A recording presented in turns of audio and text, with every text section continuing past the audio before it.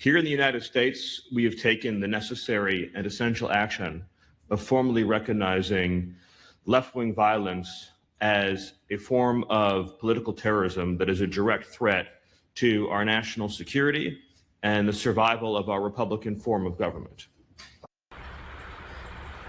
Hey folks, hello folks, hey folks, and welcome to the Benjamin Silver Show, or the Ben Silver Show, whichever you prefer, I don't mind. Thanks for tuning in. Today we're going to be talking about a guy named Stephen Miller. Perhaps you may have heard of him. He's the foremost fascist in the Trump administration. I think you could accurately describe him as. Talked a little bit about fascism yesterday as it relates to a guy by the name of Alex Karp. I don't know if you guys remember him. He sounded a little something like this. I spent time with actual fascists. I went and talked to lots of former Nazis. He's a guy who spends time with fascists and talks to Nazis. And he sort of laughed off the idea that the Trump administration had any fascist characteristics. So I thought today we would do a little bit of a deep dive into this fella, Stephen Miller, what he's all about, his whole thing. I'll give you a hint, it's mostly hating racial minorities. That's his primary thing. And yeah, let's take a look. So Stephen Miller first came to prominence during the first Trump administration, where he was behind a lot of the sort of most vitriolic, xenophobic rhetoric around immigrants coming across the southern border, about the wall, all that kind of stuff. And his dislike for Hispanic, Latino people is not a new thing. He's been kind of a racist asshole ever since high school. The Washington Post, almost 10 years ago now, during the first Trump administration, unearthed a video of him from high school.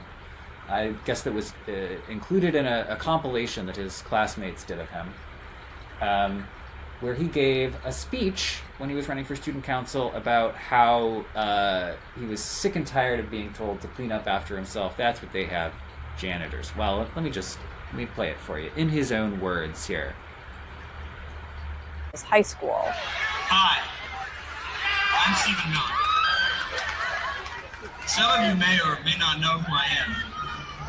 We don't have time to get into that right now. He was running for student government, so this was his speech. I'm the only candidate up here who really stands out. It's important to note that we don't have the whole speech. We called Santa Monica, the school district, and asked if they still had a copy of it. They said they've been looking for it, but they can't find it. So all we've got are these couple of short clips that have been included in this video that his classmates had made about him. I will say and I will do things that no one else in their right mind would say or do. You can sort of see that he's enjoying riling up the crowd. He's got a smile on his face at various points in time. But he makes this comment, and what he says is, am I the only one who is sick and tired of being told to pick up my trash? And we have plenty of janitors who are paid to do it for us. So yeah, that's the kind of dude he is. You're gonna see, this is a friend of his. I think this is perhaps the friend who sent in the video, claiming that he was just joking. He's just joking. He's just joking. But I don't know.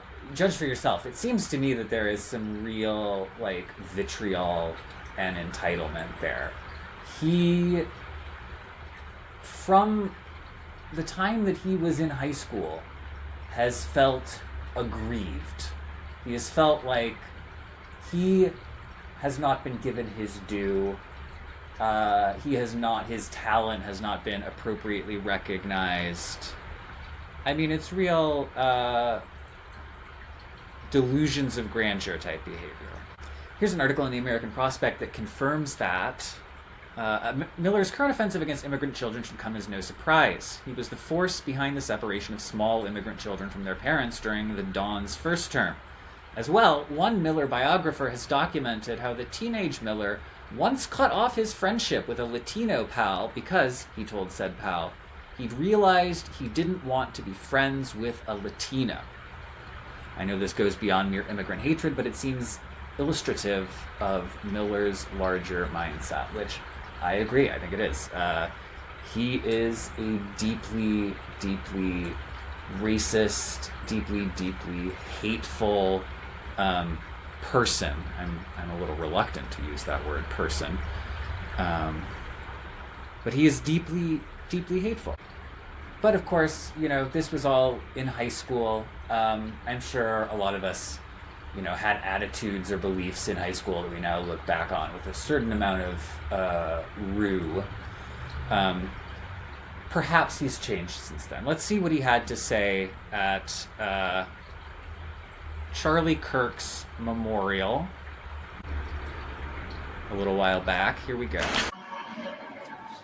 Our lineage and our legacy hails back to Athens, to Rome, to Philadelphia, to Monticello. So I'm just going to pause it there. I don't know if you caught that. He's talking about essentially how civilization is Western civilization, and it's all from Europe, and then also from Monticello, which I don't know if you know a lot about the history of Monticello. It was a plantation.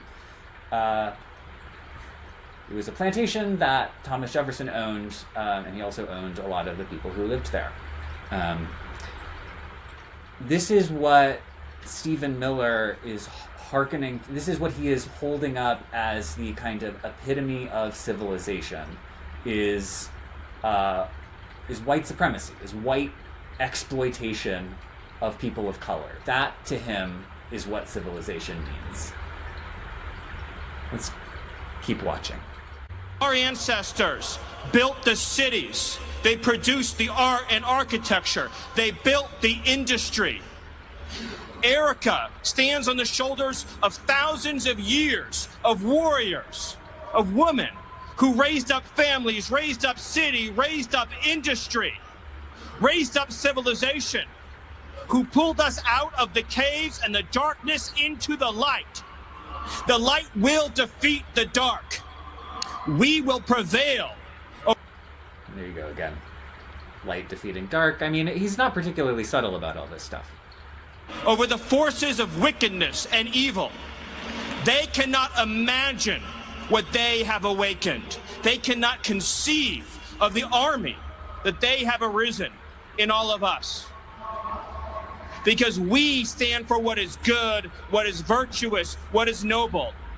And to those trying to incite violence against us, those trying to foment hatred against us, what do you have? You have nothing. You are nothing. You are wickedness, you are jealousy, you are envy, you are hatred. You are nothing. You can build nothing. You can produce nothing. You can create.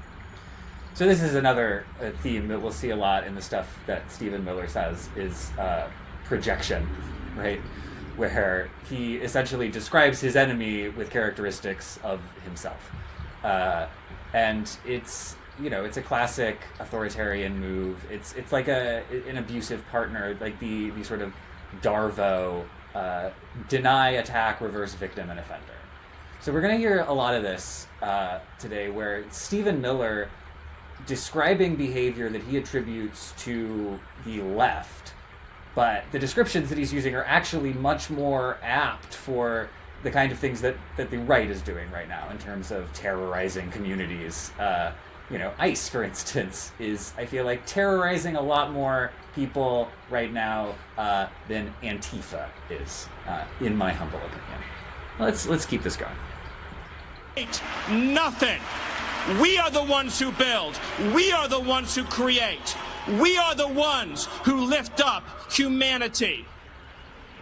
You thought you could kill Charlie Kirk? You have made him immortal.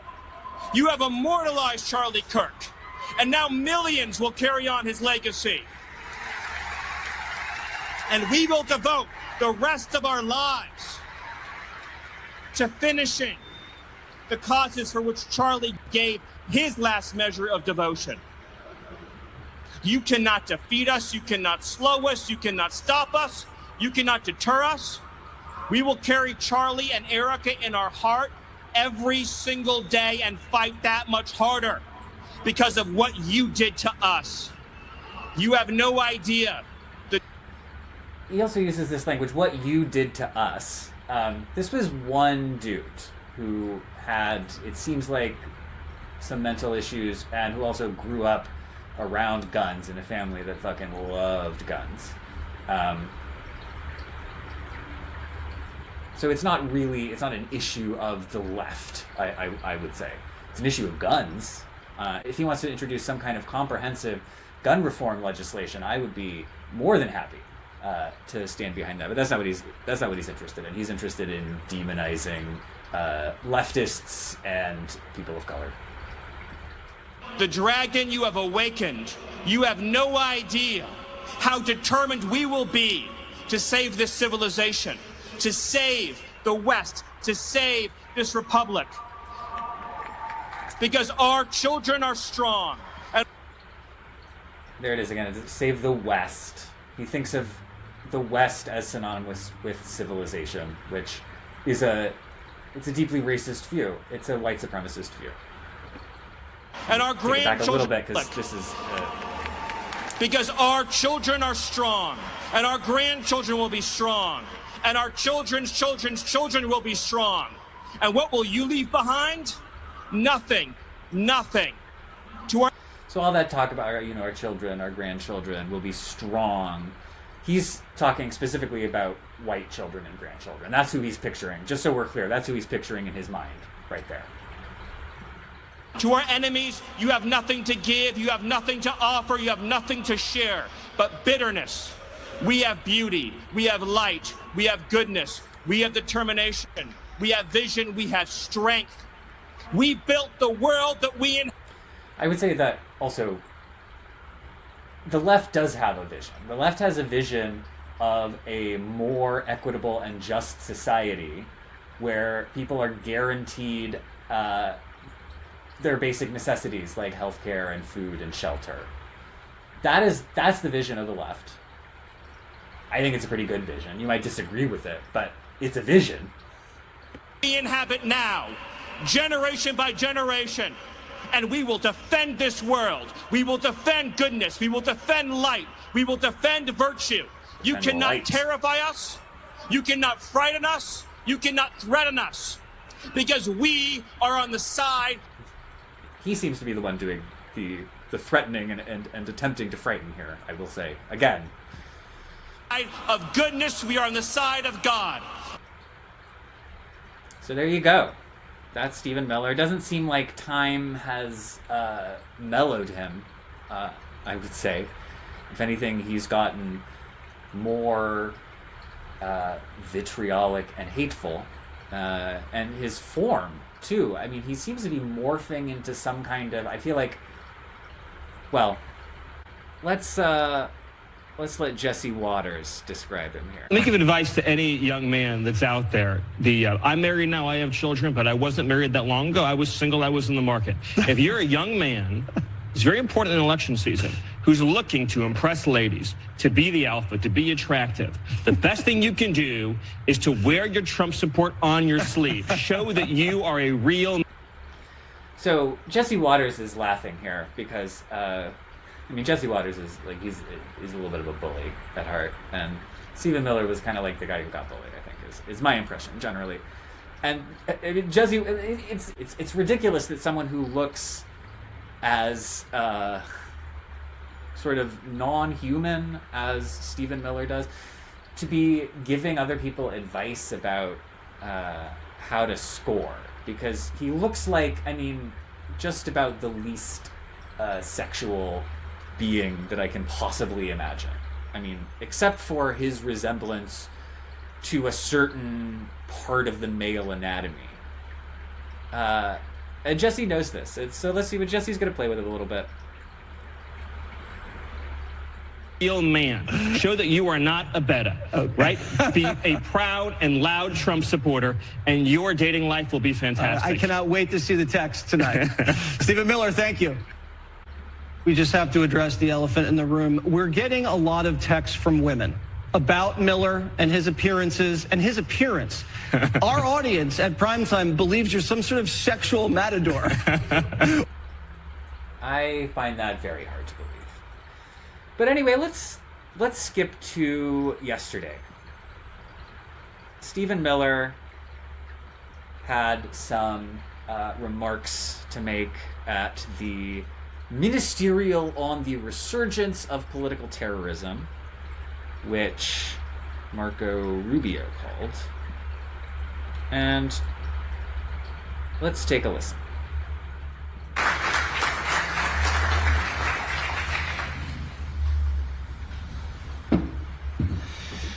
Good morning, distinguished leaders and guests. He does go on. It's good to see so many familiar faces. Kind of slurs. Thank you, of course, to Secretary of State Rubio for organizing this conference and for leading this initiative. Here in the United States, we have taken the necessary and essential action of formally recognizing left-wing violence as a form of political terrorism that is a direct threat to our national security and the survival of our Republican form of government. President Trump issued a directive, in our parlance, it's called a National Security Presidential Memorandum, or NSPM 7 to be exact, that directs, for the first time in American history, all of our law enforcement and intelligence agencies to work together to disrupt, identify, defund, debank, arrest, and prosecute these political terrorists that are operating in our country. It's very important to understand that left-wing political terrorism seeks as its ultimate end the overthrow of our system and form of government. And we've seen this has taken place many times in many places throughout the years, and Secretary Rubio has provided you many examples. Left-wing terrorism always ends in bloodshed, misery, and suffering. It only can travel in one direction. There's no point at which the left-wing terrorist is satisfied with his gains and ceases progressing. Inevitably, left to run its course, it always becomes a gulag. It always becomes the mass imprisonment of political enemies, the stripping of... Right, so, okay.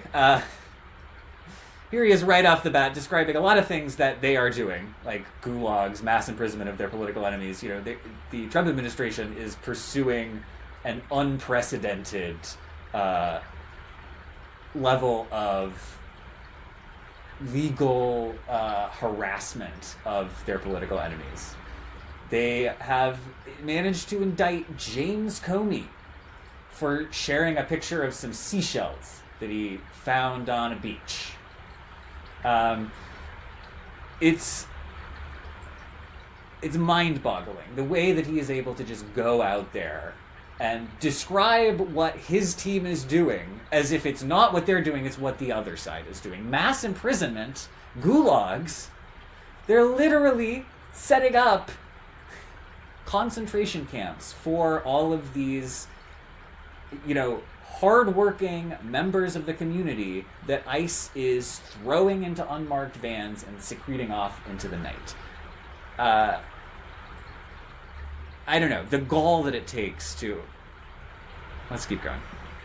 Stripping of their rights and freedoms, inflicting immense pain, humiliation, suffering, in order to establish complete and total control. Control through psychological and physical and actual terror. And we have to understand that that is the scope and the extent of the threat that we face. As Secretary Rubio also pointed out, this is an international network. Antifa, as an example, operates in dozens of countries all throughout the world. Antifa, by the way, Antifa is not an organization.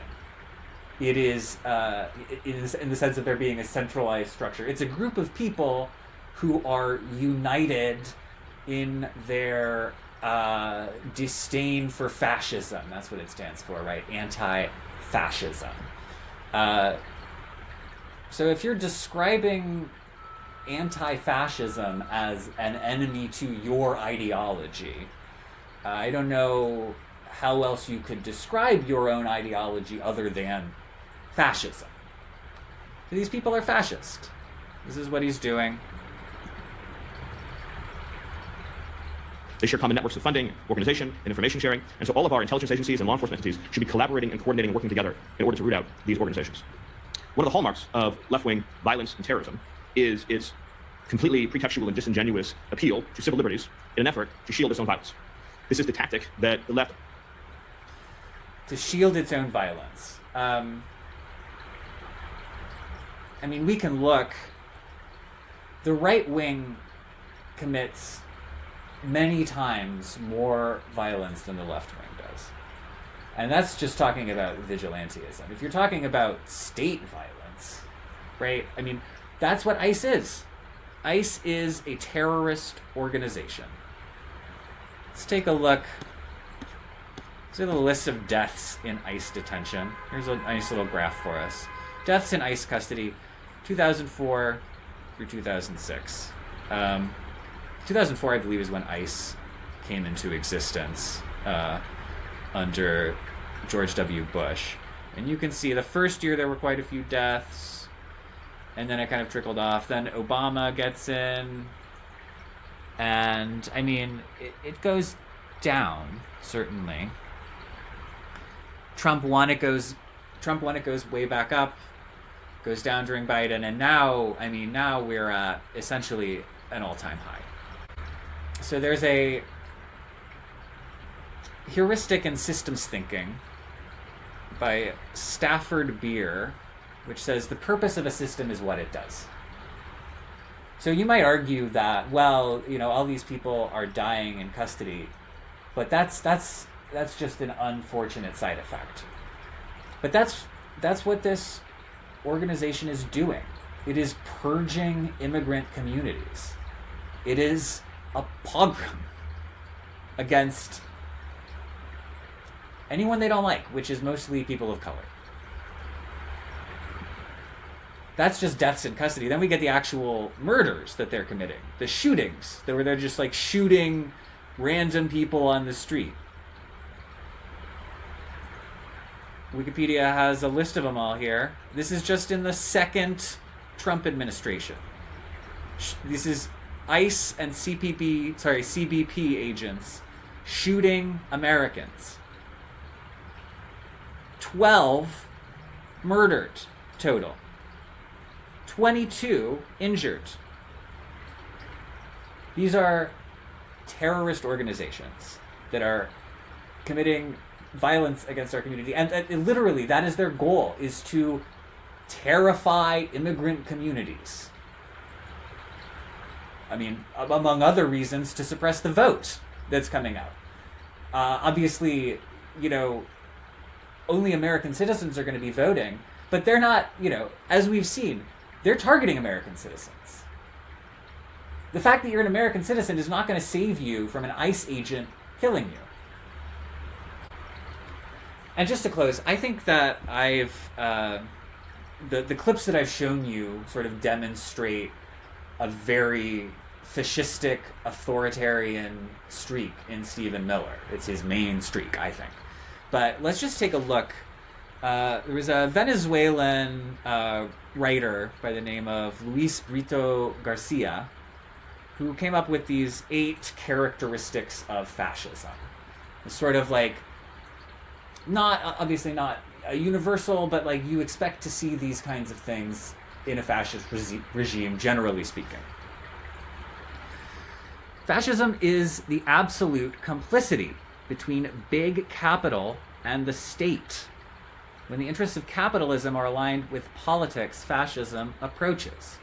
Now, of course, big capital has been aligned with both parties in our system for a long time, but never more than right now with the Trump administration, where you have, the Trump administration running these pump and dump crypto schemes.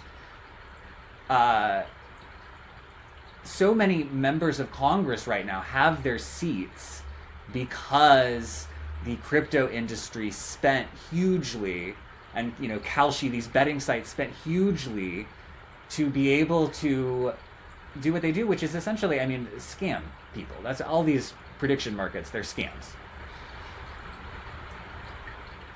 They're opportunities for people to leverage inside knowledge that they have to make a huge amount of money. And if you don't have that inside knowledge, you're not going to make any money. Oh, and right, of course, there's also, speaking of capitalists, what about this guy? What's his name again? Alex Karp?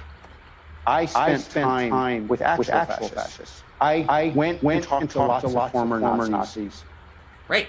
So he knows fascists and Nazis. Number 2, fascism denies the class struggle, but it is the armed arm of capital in it. Fascists fearmonger lower classes about impending economic crises and enlists such individuals into their rank to avoid competition with unions, workers, and other social groups. Right. So this is the kind of right-wing playbook, right? this is the oligarchic playbook, is funnel money away from the people, funnel wealth away from the people who are actually creating it, and distract them from this extraction that you're performing by telling them that all their problems are this other group who is actually slightly less well off than they are. That's been the playbook for a while now, but it's definitely increased in the second Trump term. Fascism summons the masses, but it is elitist, though appealing to the lower classes, aristocracies, and the upper class enforce an authoritarian hierarchy through fascism to maintain their own standing. Fascism is racist. Cultures and races are targeted by fascists to support their purposes. Fascism and capitalism have abhorrent faces that need masks. Revolutionary language, plans, and symbolism are stolen and repurposed by fascists. I mean, I think the masks there is meant to be symbolic, a metaphorical mask, a metaphysical mask. But ice agents are literally where they're masking themselves because they know that what they're doing is abhorrent, and they're ashamed. They don't want people to know that this is how they make their money, by terrorizing immigrant communities. Fascism is blessed. Some religious groups typically support fascist movements, providing their blessing. I mean, look at the huge number of evangelicals who blindly support Trump, despite him being the least Christian, the least Christ-like person I can imagine. Fascism is misogynistic. Women are not represented as being independent or recognized for their achievements in fascism. I mean, look at the whole trad wife movement. There is a large and growing movement on the right that thinks that women's suffrage was a mistake, that we should take away women's right to vote, that women voting caused all kinds of awful, awful things. Fascism is anti-intellectual. Noting the scientific progress achieved by progressivism, Brito Garcia writes, fascism does not invent, it recycles. It only believes in yesterday, an imaginary yesterday that never existed. MAGA. Let's go back to an idealized vision of the 1950s, where everyone was happy and living in nuclear families, except, that was also the decade when Betty Friedan began to write The Feminine Mystique, about how all of her friends from these elite colleges, these wealthy, these daughters of wealthy families who married wealthy men from Ivy Leagues and did exactly what they were supposed to do, had a couple children, kept house, and yet were filled with this gnawing sense that something was missing, that their lives were incomplete. So, and of course, that time was also not, so it wasn't great if you were a woman, even if you were like sort of one of the most fortunate women in the world. That's who Betty Friedan was writing about. Basically, the most privileged women in the entire world, and they were still fucking miserable, right? And of course, people of color, it's not a great place to be a person of color, the America of today. It's a lot worse in the 1950s, I'll tell you that much. Or a gay person, a trans person, basically, any kind of marginalized group that you can think of was more marginalized in the 1950s than they are today. And of course, I mean, to go back to the anti-intellectual part of it, look at how many people are being purged from the CDC and the NIH and all of these non-political government officials whose job is to study complex issues that could affect the health and security of our nation on a massive scale. They're all being purged. There is a deep suspicion on the right wing of experts, and this idea that that your gut should be the arbiter of what is true, not what some so-called scientist who's actually studied the issue thinks about it. So there we go. I think I've laid out a pretty good case for why Stephen Miller is a fascist, why the Trump administration is a fascist administration, why we are currently living in a fascist state.